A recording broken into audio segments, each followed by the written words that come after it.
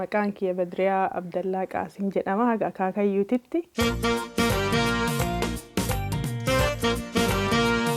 Anillee amma ijoollee horee qaba, ijoollee lama qaba. Hawwiin kiyya waan abbaan kiyya na barsiise sani ilmaan sunillee akka beekan. Maaliif kennaa inni naa kenne san waan isaan baradhe san ijoollee tiyyaaf dabarsaa jira amma.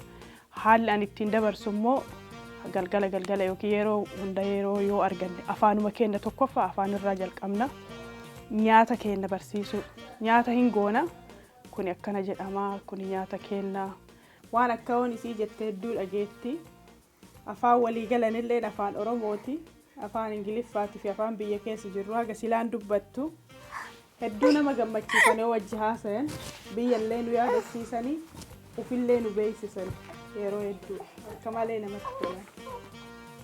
Afaanuma keenya tokkoffaa afaan irraa jalqabna. Eenyutu booda narraa barata akkamitti nama dhiyaatitti dabarsa. Ijji kee hoome? Afaan kee hoome? Natti tole rabbi natti tole. Maqaan kiyya Maakdaala Kooti.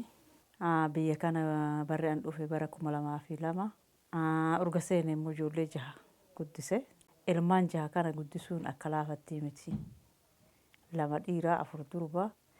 Biyya kanatti nama 6 jechuu dhiisii namni 2 guddisuun akka laafaa miti. Egaa rabbillee hin qajeelche anallee hin dhagaanii naa guddatanii. Muka odaati mukni baala qabu, muka silkiitti mukni baala hin qabne, gofee kiyyaa ilma dhiiraa nama galaafatti sabni seenaa hin qabne. Ani afaan Ingiliffaa waan hin barataniif dhugaa sii hima. Isaan barsiifachuuf afaan kiyya kana.